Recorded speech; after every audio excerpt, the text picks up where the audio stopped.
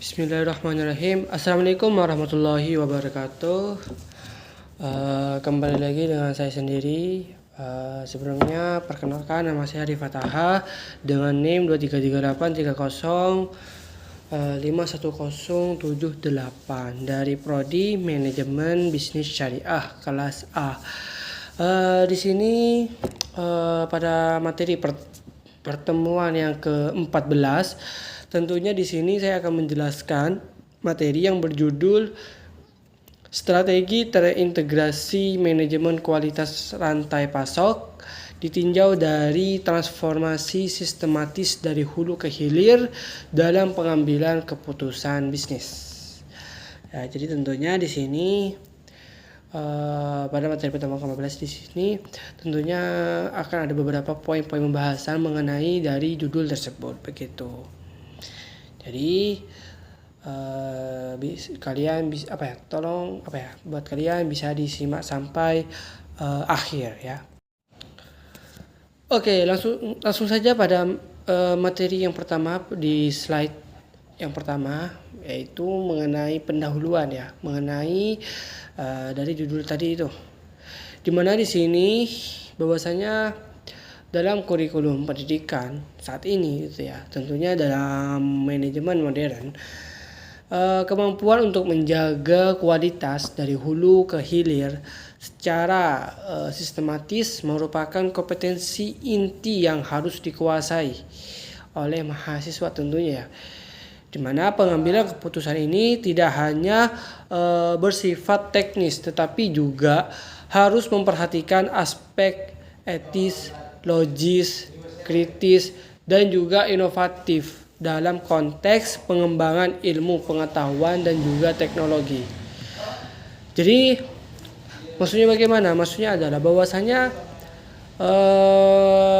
dengan menjaga kualitas dari hulu ke hilir, atau maksudnya dari hulu ke hilir di sini itu artinya memastikan kualitas atau mutu dari produk atau dari kualitas produknya itu bisa terjaga gitu ya, bisa terjaga kualitasnya dari bahan baku atau dari hulu ya, dari hulu itu dari bahan bakunya begitu ya, dari bahan baku masuk ya, dari bahan baku yang diperoleh, terus proses pembuatannya hingga ke hilir atau hingga ke tangan konsumen gitu ya, hingga jatuh ke tangan konsumen begitu. Jadi bisa dibilang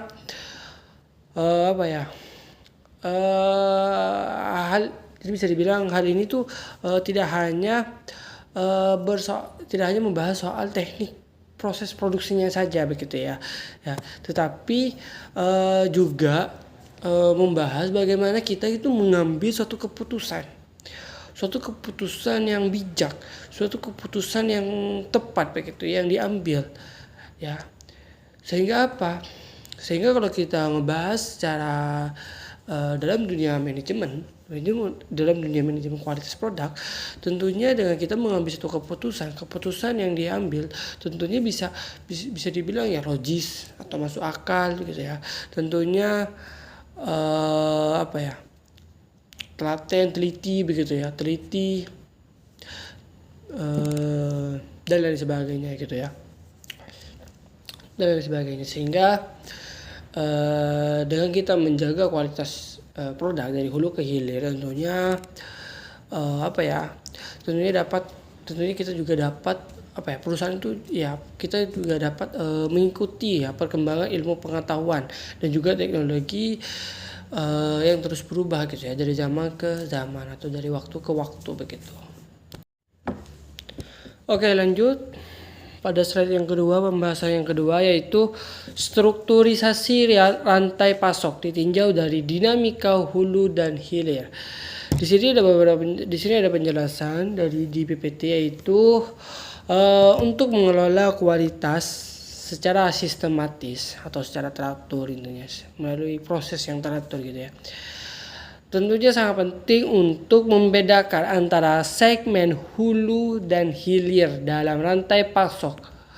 Pemahaman yang mendalam tentang perbedaan karakteristik, tantangan, dan juga tujuan di setiap segmen memungkinkan manajer kualitas untuk merancang intervensi yang tepat sasaran.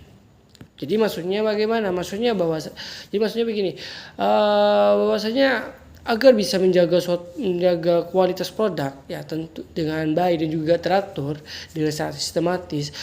Tentunya kita juga harus bisa nih membedakan dua bagian utama nih ya dalam aliran barang dan juga jasa, yaitu bagian hulu ini dan juga bagian hilirnya begitu. Dan dimana bagian hulu itu biasanya berkaitan dengan penyediaan bahan bakunya ya seperti penjelasan tadi, pemasoknya dan juga proses awal produksinya. Sedangkan bagian hilirnya itu ya mencakup proses pengolahan lanjutan begitu ya, mencakup dari proses pengolahan lanjutannya, distribusinya hingga sampai jatuh ke tangan konsumen akhir begitu. Tentunya dengan kita memahami perbedaan karakteristik, tantangan dan juga tujuan di segmen tersebut, tentunya di segmen tersebut atau di setiap tahapannya gitu ya. Tentunya pengelola kualitasnya itu atau perusahaan manufakturnya itu tentunya bisa menentukan tahap atau langkah atau solusi yang pas atau efektif gitu ya, sehingga tidak ada cara yang cocok untuk semua bagian. Jadi pemahaman yang mendalam ini cukup krusial ya, cukup penting gitu ya, agar setiap intervensi yang dilakukan itu benar-benar dapat menyelesaikan masalah dan juga dapat meningkatkan kualitas di seluruh rangkaian tahapan atau di rangkaian prosesnya begitu. Oke, lanjut pada slide selanjutnya, yaitu mengenai kerangka kerja operasional manajemen kualitas rantai pasok. Jadi tentunya di sini bahwasanya perusahaan manufaktur dalam menjaga kualitas dari produknya tentunya ya, itu tentunya melalui dengan cara secara sistematis ya, itu atau secara teratur dan juga terencana begitu, yang dimana tentunya kita memerlukan yang namanya panduan atau pedoman gitu ya, atau yang menjadi satu acuannya begitu ya, acuan kerjanya gitu, yang jelas dan juga tentunya resmi gitu atau legal gitu ya. Yang dimana panduan di sini itu atau tentunya ya atau pedomannya itu ya tentunya dapat berupa atau dapat berisi susunan ya, cara kerja, strategi dan juga aturan baku dan juga aturan bahan baku yang diperolehnya itu ya aturan baku yang berguna gitu dalam mengatur semua kerumitan yang ada gitu dalam proses pengiriman barang gitu ya. Tentunya mulai dari bahan baku sampai ke tangan pembeli. Tentunya tanpa adanya panduan ini, itu pengelolaan kualitas itu akan sulit dijalankan dengan konsisten dan juga seragam begitu. Tentunya di sini di PPT sebenarnya ada tiga yang menjadi acuan atau model yang sudah diakui lah ya, dan juga dapat dipakai secara luas oleh berbagai negara di dunia. Model pertama itu disebut SCOR, di mana SCOR di sini itu tentunya berfungsi sebagai panduan standar untuk mengukur dan memperbaiki kinerja seluruh aliran pasokan barang. Terus yang kedua ada kerangka kerja GSCF yang lebih menekankan bagaimana hubungan dan juga kerjasama antar pihak-pihak yang terlibat dalam rantai pasok yang dijalankan tentunya dan juga dikelola dengan baik. Terus model yang terakhir yaitu ada proses APQC. Model APQC di sini itu tentunya memfokuskan pada cara mengatur ya dan juga menyusun setiap langkah kerja nih atau setiap prosesnya nih agar proses kerjanya itu, proses produksinya itu ya bisa berjalan secara efektif dan juga efisien. Tentunya dari ketiga model yang udah dijelaskan tadi itu tentunya bisa menjadi suatu pedoman ya, suatu menjadi pedoman utama yang bisa dipilih gitu ya. Jadi salah satunya itu bisa dipilih ya menjadi salah satu pedoman atau kerangka kerja operasional lah begitu ya. Apa ya? Yang dimana dari ketiganya itu ya bisa dipilih sesuai kebutuhan lah begitu ya. Agar apa? Agar pengelolaan kualitasnya itu ya di seluruh jalur pasok pasok barangnya itu bisa berjalan rapi, ya terukur dan juga dapat memenuhi standar internasional yang telah berlaku begitu. Oke, lanjut pada materi selanjutnya yaitu apa saja model supply chain. Ya, apa saja yang termasuk model supply chain operation reference atau SCOR gitu ya. Tentunya di sini tentunya mencakup ada 6 ya di PPT, mencakup ada 6, ada plan atau rencana, ada search atau sumber, ada make atau buat atau transfer, ada deliver kirim atau order, ada returns atau kembali, dan juga ada enable, ini artinya mengaktifkan gitu ya. Oke, yang pertama mengenai plan.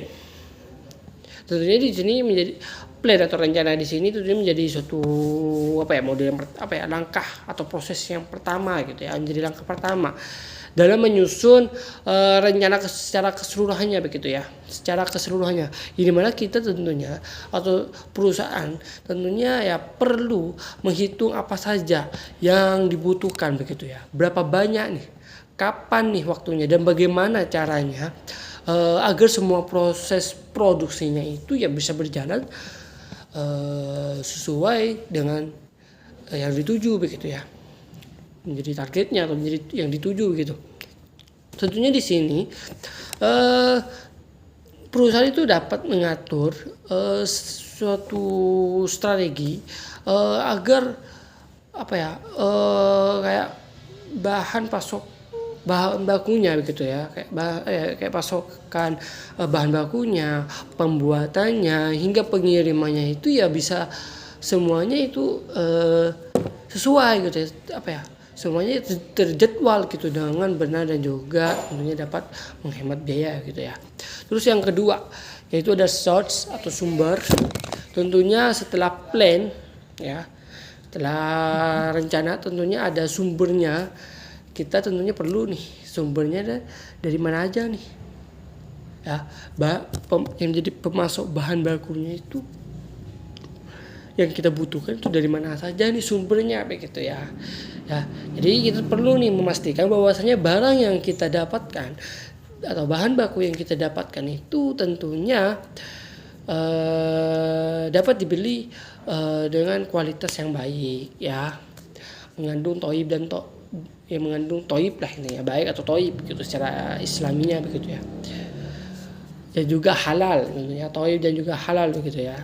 Terus juga harganya yang wajar dan juga pengirimannya yang tepat waktu. Sehingga sehingga hubungan yang baik dengan pemasok tentunya sangat penting di tahap ini ya, tahap yang kedua ini mengenai source atau sumber, agar kualitas bahan baku yang didapatkan itu ya bisa terjamin gitu ya. Terus yang ketiga yaitu make atau buat atau ubah gitu ya. Tentunya tahap ini adalah mengenai prosesnya ya, mengenai dalam proses produksinya nih atau dalam pengolahan bahan bakunya nih dari barang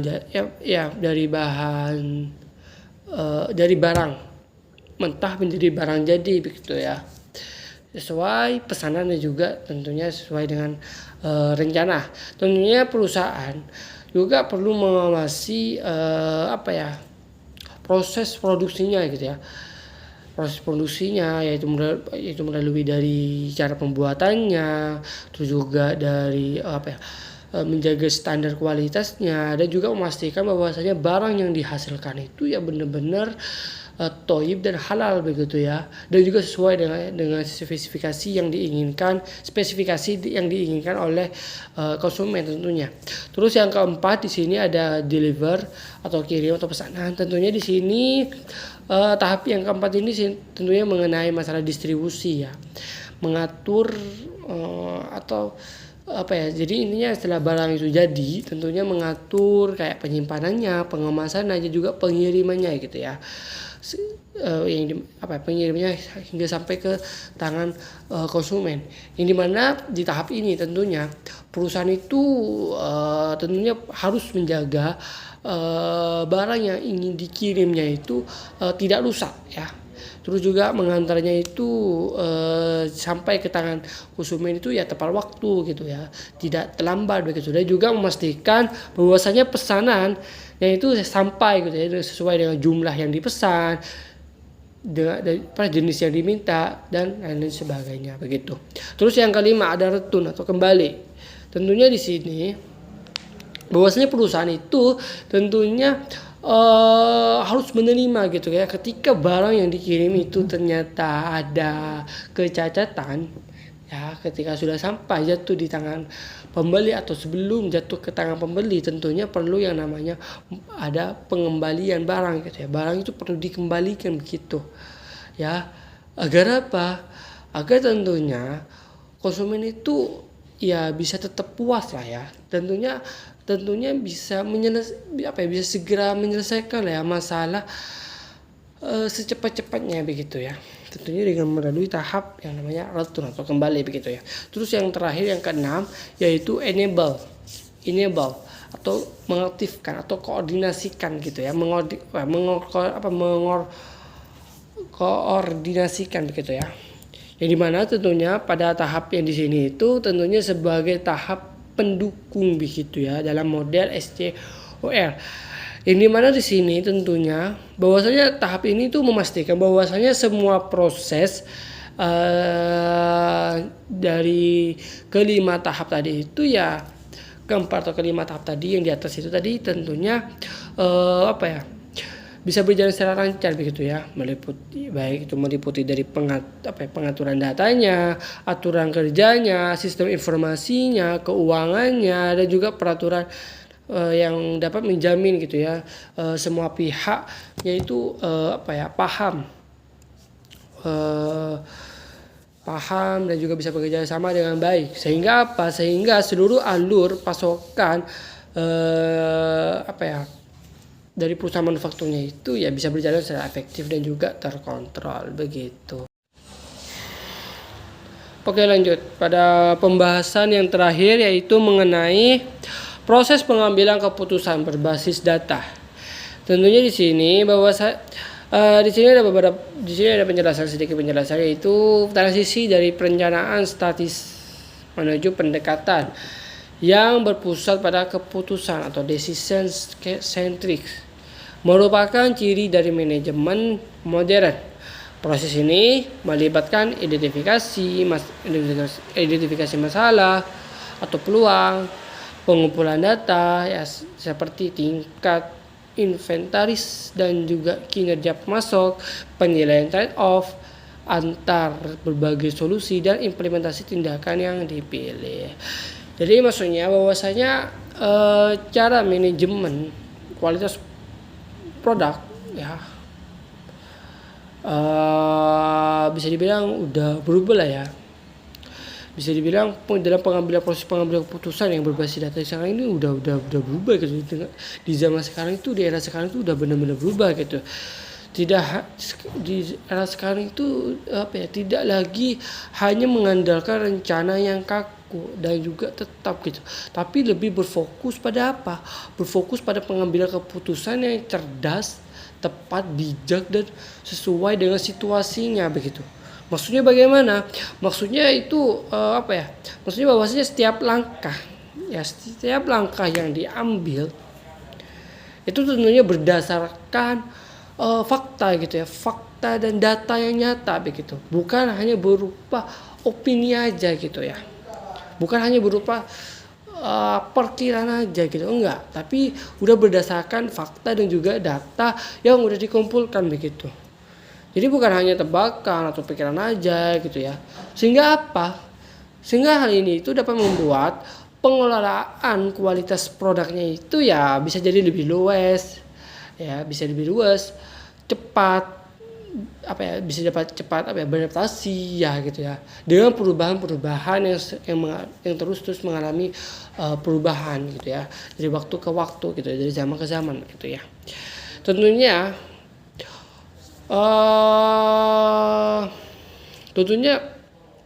proses pengambilan keputusan dalam berbasis data di sini tentunya dapat dimulai dengan mencari tahu dulu nih apa masalahnya gitu ya, atau peluang apa nih yang bisa kita manfaatkan, manfaat apa nih yang bisa dimanfaatkan begitu ya.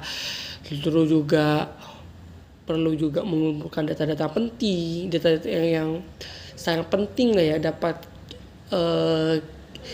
digunakan atau dan juga dimanfaatkan begitu ya. Dan juga misalnya berapa banyak nih stok barang yang ada, atau seberapa bagus nih kinerja pemasoknya gitu ya. Jadi setelah itu tentunya kita dapat membandingkan nih kelebihan dan juga kekurangannya gitu dari berbagai solusi yang ada. Baru kemudian kita dapat menentukan dan juga menjalankan nih langkah yang dianggap paling baik dan juga menguntungkan nih yang mana nih gitu ya. Jadi kurang lebihnya seperti itu penjelasan mengenai materi yang berjudul Strategi Terintegrasi Manajemen Kualitas Rantai Pasok ditinjau dari transformasi sistematis dari hulu ke hilir dalam pengambilan keputusan bisnis. Ya kurang lebihnya kurang lebihnya seperti itu penjelasan dari saya sendiri. Mohon maaf jika ada kata-kata yang kurang berkenan. Saya akhiri, wabillahi taufiq wal hidayah. Wassalamualaikum warahmatullahi wabarakatuh.